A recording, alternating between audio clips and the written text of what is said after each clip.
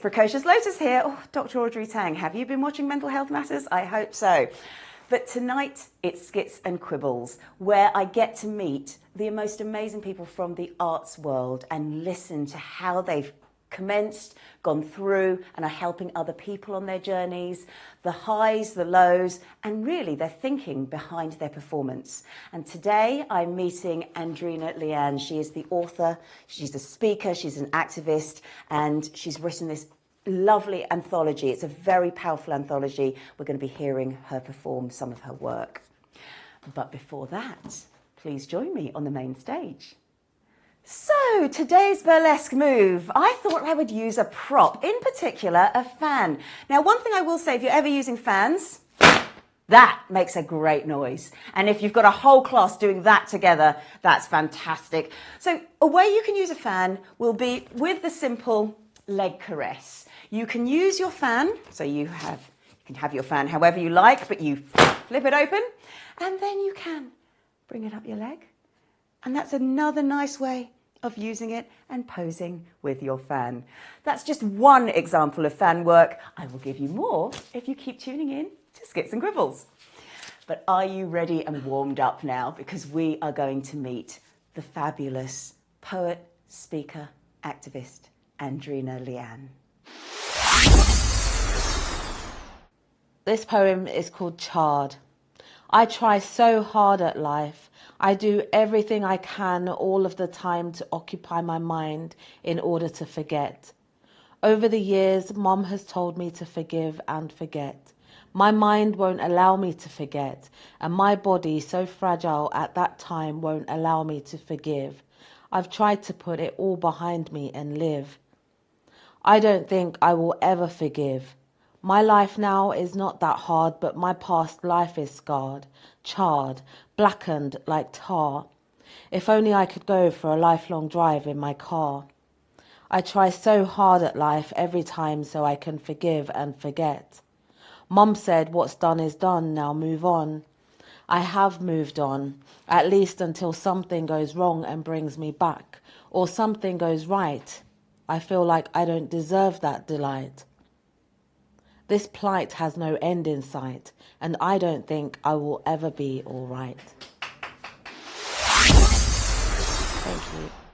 Andreena, thank you so much for being here to perform your poetry. We were saying, I know, offset earlier, that hearing you, the writer, the author, speak the words is so much better than my own interpretation, because this is how you mean it to sound. That's so nice that you said that. Like, so many people have said that.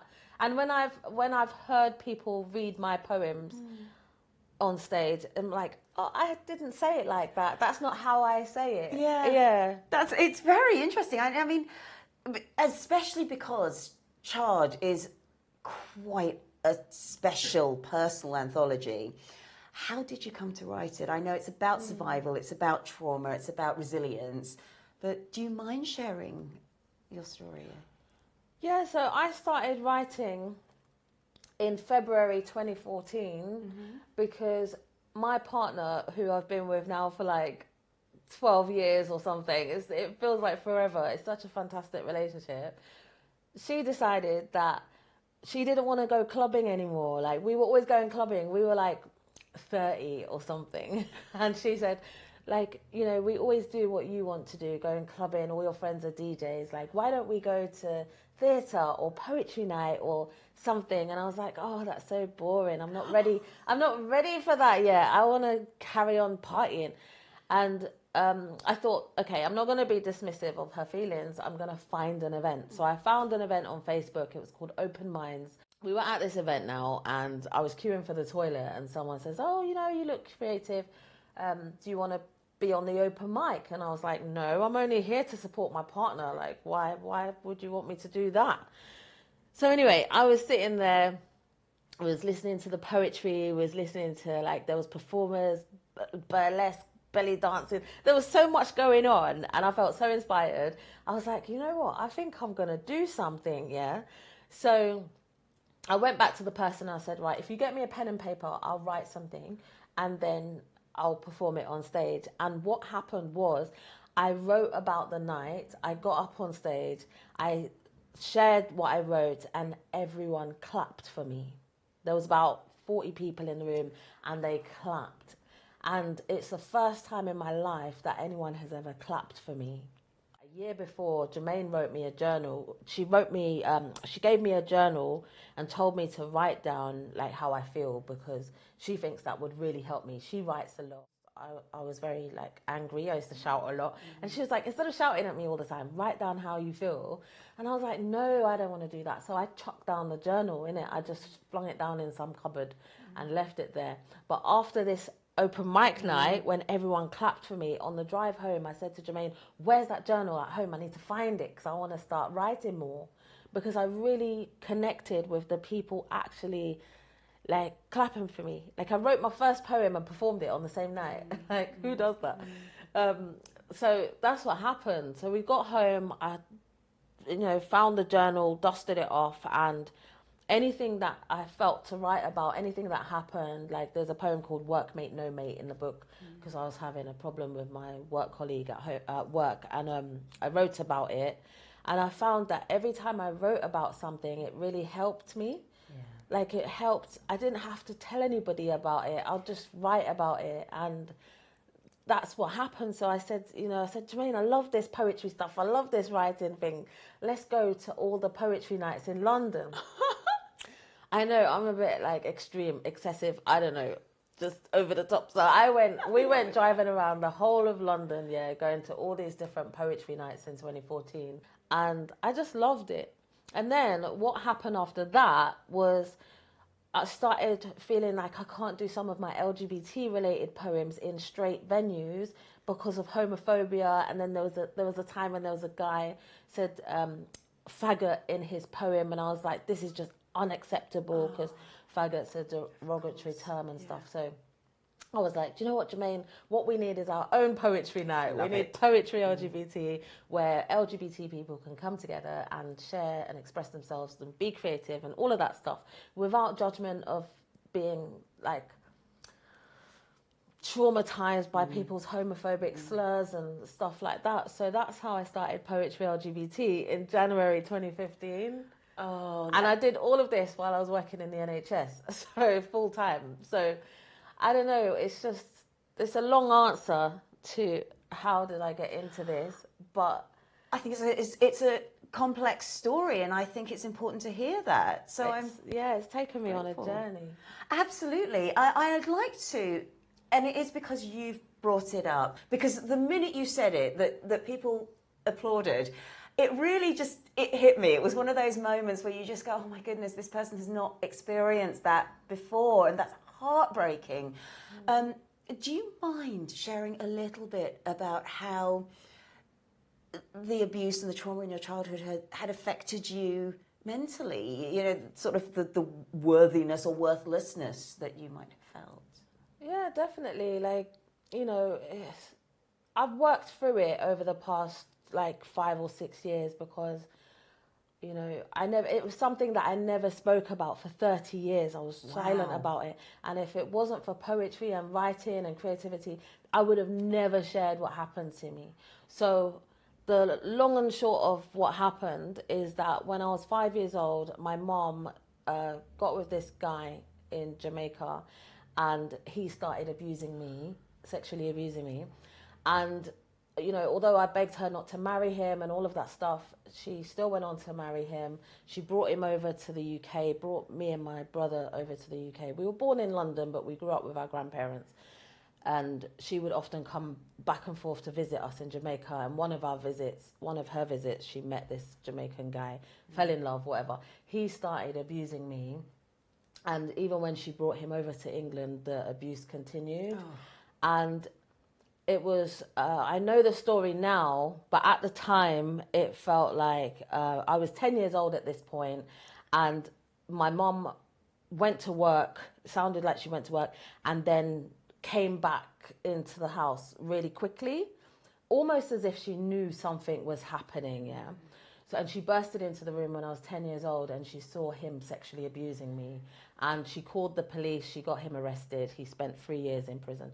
but she never forgave me for ruining her marriage because... Oh, my goodness. Yeah, because she would always say, you know, things like, you know, she would say, oh, you've got a mortgage.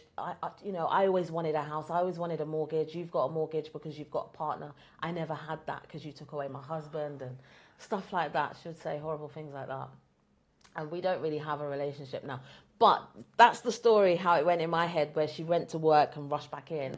I spoke to her last year and to clarify what happened. And she said that it was a masonette type thing we lived in, and the garden was downstairs. Like, you'd have to go downstairs to go around the side to go into the back garden. She said that it was a Sunday. It was a Sunday. Me and my brother were outside playing in the garden, and she was in the kitchen. She was in the kitchen cooking Sunday dinner, and her husband, Leroy, he was in the bedroom, yeah? And while she was cooking, she said she cut her finger.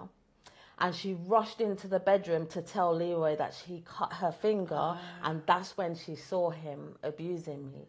And it after all these years, it kind of like, it made me remember, like, or piece together why there was a sudden burst into the room. Do you know what I mean? Like, I always knew that there was a sudden burst in the room, almost like she forgot or suspected him or something, because I didn't know that story, because we never spoke about it. When it happened when I was 10, she did the right thing. She called the police. I was at the hospital examined me fully. I remember all of that. Like, I remember my brother bringing me cheese on toast. Like, I remember, like, all this stuff. But I wasn't able to speak about what happened. And even though he went to prison, she still visited him in prison. She still accepted gifts, like this wooden heart-shaped box made out of matchsticks. She accepted that from him when I was about 12 or something like that. And I remember just stamping all over it in the kitchen. I was like, what is this? Yeah. So that when she came home from work, she saw it, yeah. We had a massive argument. And there was loads of incidences where, like, we would argue, but I wasn't able to say how I feel. I wasn't able to explain, like, I couldn't explain. I would just be lashing out. And I remember the school that I went to, like, even the primary school, the secondary school, they all knew, because my mom, because social services were involved in everything, my mom had to tell the school about my past and stuff. And they all kind of just let me get away with murder. Or they would say that I'm really aggressive, or I'm horrible, or I'm a bully, or I'm this and I'm that. And because I was really angry. I was an angry person for a really long time. But that doesn't help, does it? Because there's no boundaries being set. And actually you feel safer within boundaries as a child. We just do. Oh, it was a nightmare. I left school with no qualifications. I started smoking at the age of 13. I quit when I was 28. I was drinking at an early age as well. And I found ways of dealing with my own coping strategies, and which none of those were helpful. So writing and journaling and, like, talking about this book and all that, this book has really helped me with my healing journey. Yeah, I see that. And you're going to read us another poem now. And this one, I know, has a bit of a moment about your mum in there, about, she says, move on and get on with it. Do you mind just introducing this poem, Umpteen Years and Counting, for us? Yeah, this poem's called Umpteen Years and Counting, and it's just about, like, I call it umpteen years because I didn't say, like, how many years. Like, it's just years and years and years, isn't it? This is years and years of trauma, years and years of, like, things happening. There's so much stuff that has happened that has been really difficult to talk about and share, and it's just to say that life hasn't been great, but we still continue. And yeah. Over to you. These umpteen years have not been bliss. Most days it's been hit and miss, to be honest. Life taking the proverbial piss. Things and time changes, various ranges, people and places. Life comes and goes in different stages. Umpteen chapters in the same book. I'm so open, take a look. Not just on the cover, the pages inside, the writing, the binding, front and back. Until I decide to give myself the sack. Believe me, I have contemplated it several times. Cries for help, failed attempts, more cries for help. Yet I'm still here trying to survive, maintaining the people and things that keep me alive. At times I want to die, breathe my very last breath, flatten out my chest so I can take a very long rest. What looks rosy on the outside has deep-rooted scars on the inside, and let's face it, we will carry those scars for the rest of our lives. You use poetry to be able to express your emotions, and how do you, because you run workshops, how do you help people therapeutically through writing? Yeah, so the writing workshops are called Self-Care is Not Selfish. It's a structured workshop that I've created. It's mainly for survivors who have been through trauma. However, I have done these in community groups quite a lot, but I also do them in facilitate these corporate sessions in corporate settings, because unfortunately corporate pay more, community doesn't pay as much. But my heart is with community and helping people who have been through similar things that I've been through. So it's a structured well-being workshop where we get to know what self-care is, why it's important, and they can use writing as a form of self-care. Yes, a healthy one compared to the mechanisms you were using previously. Exactly. So I give them various writing prompts like self-care for me means, and they write what self-care means for them. And I try to create environments where we don't have to be a writer to write, you know, we don't have to be a professional writer. Like, write down how you feel, and that's okay. Because the thing about, you know, this country, the UK, it almost feels like unless you're an expert at something, then it's not considered good enough. And it's like, well, actually, no, you are good enough. What you say is good enough. What you want to write about is good enough. And you can write however you like in a style that feels comfortable to you. And that's the case. So I help people to recognize that self-care isn't selfish through looking at the strategies and things that they use for their own self-care. And a lot of people who have been through trauma, I'm not the psychologist, you are, so you know this. A lot of people who have been through trauma, like, there's a lot of shame about rest, and there's a lot of shame about what they've been through and stuff like that. So I help people to recognize and prioritize rest as a form of self-care. Yes. Sleep is really good. We're not lazy if we're taking a break. Sometimes we need to take a break to be able to keep going more. And I explain that self-care is about filling up our own cup so that we have to give enough to give to others. The same way that Jermaine, my partner, has introduced me into writing, I'm basically spreading that message out to everybody to try and make writing more accessible. That's really important, because it's a free form of self-care. Exactly. It's another thing, which is really good. And it allows you to express things, because all the way through the interview, you've reiterated how difficult you found it to express something verbally. And as children, we certainly don't have the words or vocabulary to do that. So writing is a really good way of at least getting some of those feelings out. Now, what would you say to somebody, because you've said you make it as accessible as possible, who comes to your workshop, really wants to write, but they have this little voice in their head saying, yeah, it's not good enough, you can't write. How do you help that person take their first pen to paper and make those first sentences?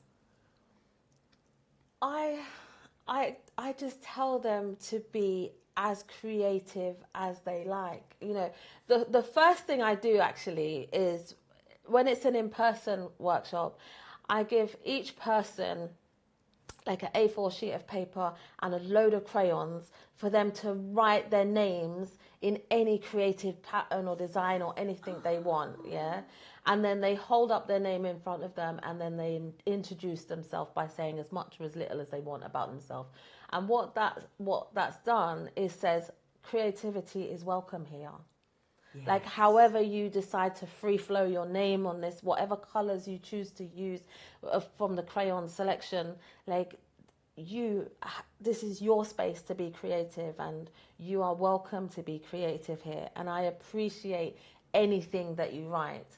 And if they struggle to write something, I might, because I've also created a series of well-being cards, so I might pass around a series, like a well-being card that says something that might be inspirational for them to write something. I do notice that some people might just pause for 2 minutes because it's a 5-minute writing prompt. Right. And they might pause for 2 minutes just to gather their thoughts, to think about what it is they're going to write. And then, next thing you know, they're writing, and then the timer goes off and it's time to finish. And they've written loads. Yeah, because it's been put in an informal setting and they've been inspired. Yeah, exactly.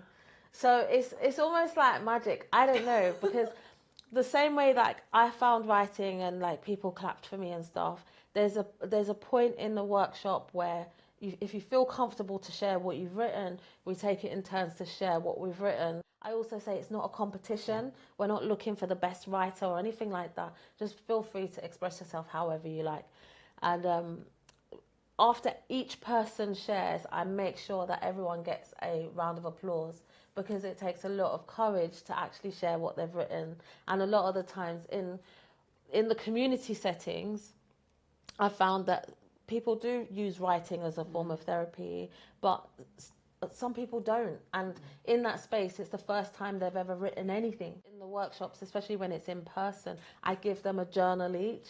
So that when they finish the workshop, they can continue writing as a form of self-care. So it's really powerful. So important to continue it after that workshop, because so often, and certainly I find this a lot in workshops, you leave everybody and then it's a bit like, well, now what? And I think that's wonderful. Now, the next poem you've chosen is called Happiness. It's very uplifting. Do you mind telling us a little bit about that? Happiness is really important to me. Like, it's my favorite poem, and it reminds me that regardless of like everything that's going on in the world, I think gratitude is really important, but also to find happiness in the little things. I urge you to find happiness in the little things, because happiness is short-lived. Put aside your troubles and strife. We only have one life. Life is too short for regrets. Grab the people next to you and let's send texts, have sex, make mess. Take time to say, hi, how's life? It costs nothing to be polite. Make time to give. Find happiness in the little things, because happiness is short-lived.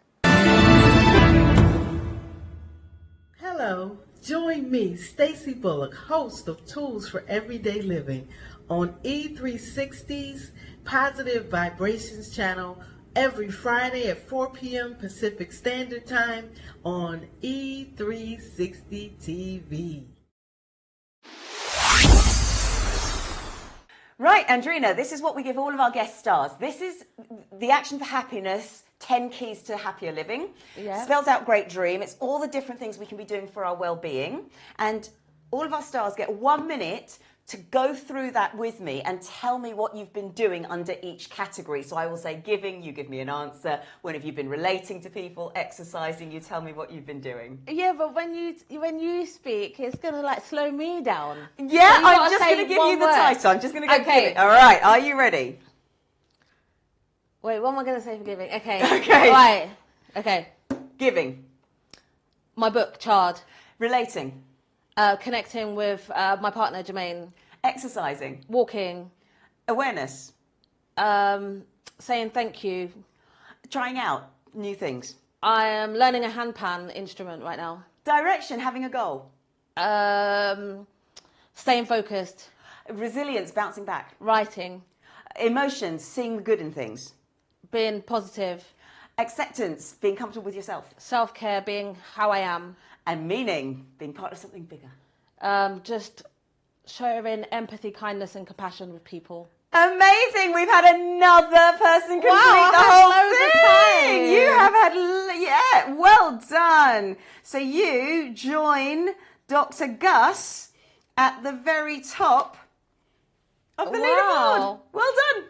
Did I cheat? How did I have so much time left? You obviously can come up with these things because you're doing those practices. Oh, I am. I actually really am. Yeah, I know.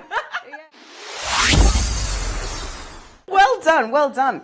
So let's talk about well-being, because obviously you help other people. Mm-hmm. You have used writing to process yourself, but when you're now almost using writing in a therapeutic context with others, you have to contain a lot of anxiety from other people as well. So how do you then relax or kind of remove some of that anxiety you've been holding for other people when you've done a workshop? I love spending time in nature. I live in Walthamstow and we've got a place called Wetlands, yeah. Oh, now I'm telling everyone where I go to relax. But this place is beautiful. I love anywhere that's got water and nice scenery and stuff like that. So I tend to prioritise a lot of self-care myself because it's really heavy, this work. You know, people share a lot of things.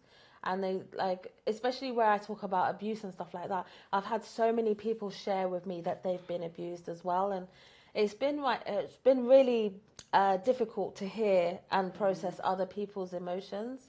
And that's the reason why actually one of the things that I did in this book was I put notes on self-care, things that I do for self-care. I left lined pages for people to start writing their own journey. But I also listed 13 useful charities where people can contact a charity if they're affected by any of the things that I've shared in my poems. They can reach out to Mind or NSPCC or Survivors UK or Shelter, because I talk about homelessness as well. Like, I put a barrier there. Do you know what I mean? Yeah. Because it's really hard and emotional dealing with my own stuff as well as other people's. Yes. And what I found is that where I've been so open in sharing some of the challenges I've had, other people have found courage in that and they've shared with me. Yes. And often I'm the first person that someone has disclosed that they've been abused and they've kept that silent for 30 years like I did. So it's a lot to carry. And I found out quite early on, actually, because I started writing, as you know, in 2014, started Poetry LGBT in 2015.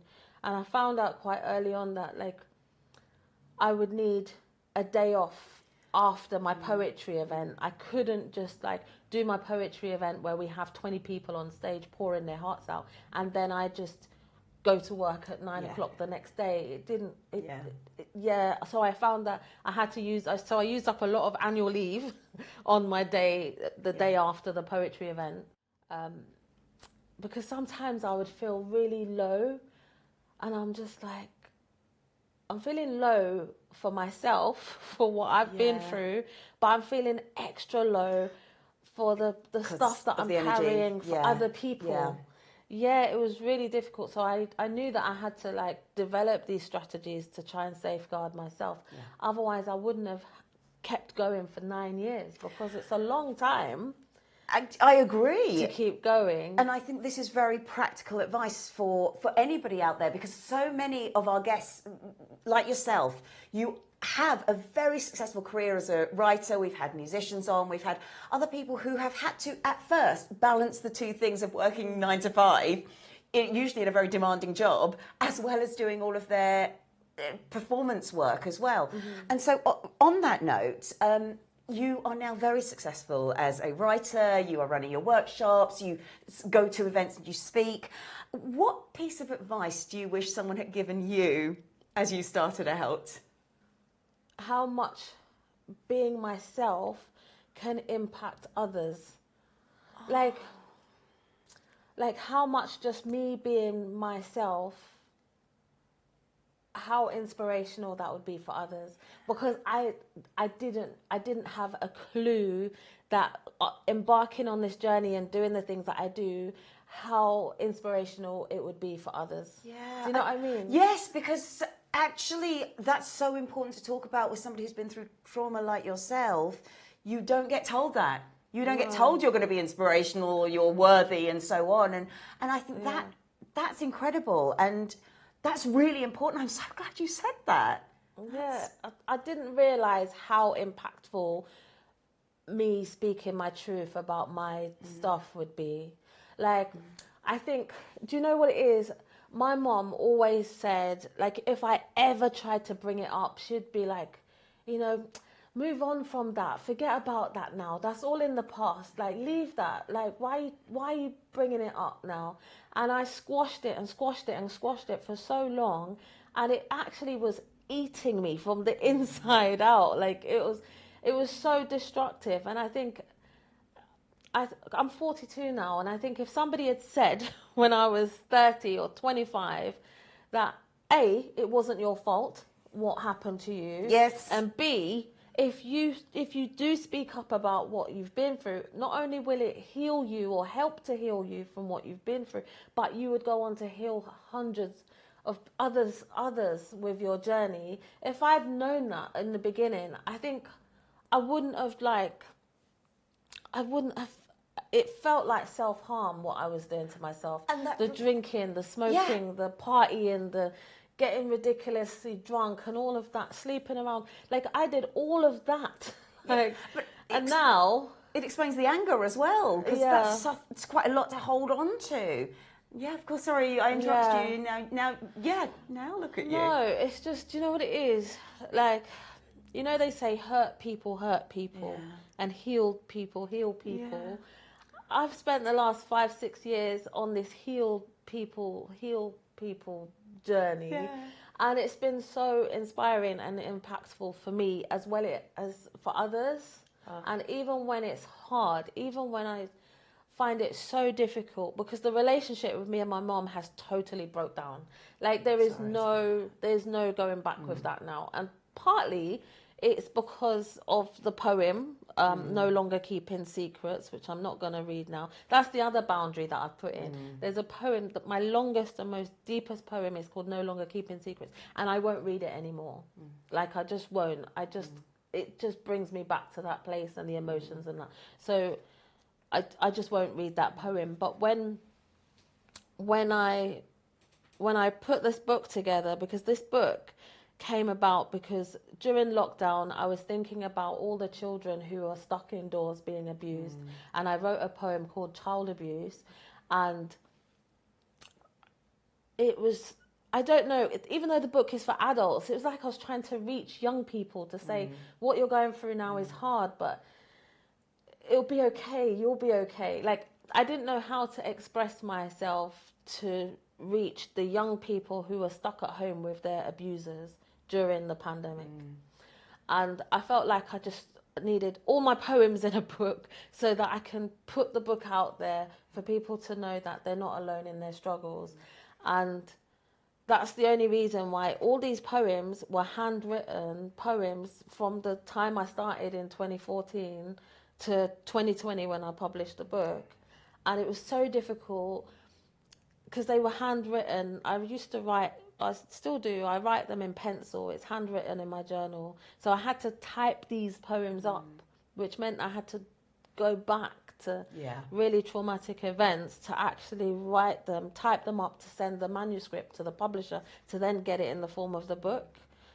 So a lot of people don't really know the heartache that has gone into putting this together, but the actual work that it has done to go on to helping others has been worth it. Yes. But the relationship with my mom has broken down. And I am sad to hear that, and I know that that is a possible consequence of this kind of experience, unfortunately, and sometimes it is healthier for you in the long run, or that's not professional advice, that is just an observation that I'm giving there. Now, this last poem that you're going to present for us is, I think, your key message of everything that you stand for and everything today, and it is Speak Your Truth. Can you tell me a little bit about this as we play out? Yeah, I think speaking your truth is, and it's the only poem that repeats twice in the book because I'm reiterating how important it is to speak your truth. And it's mainly just about, you only have one life and your truth is valid. And as hard as it is, you know, people want to silence you, but as hard as it is to speak your truth, like, your truth matters and you matter. So yeah, I recommend everyone to speak their truth when the time is right for them. It's okay to laugh, it's okay to cry, it's okay to hide, it's okay. Take time. It's gonna hurt. Speak your truth. It's okay to feel, it's okay to bleed, it's okay to weep, it's okay. Go deep. It's gonna hurt. Speak your truth. It's okay to hug, it's okay to love, it's okay to fight, it's okay to resist. It's gonna hurt. Speak your truth. It's okay to be open, it's okay to be broken, it's okay to be vulnerable. People may not like it. People may not like you. People may not like themselves. It's going to hurt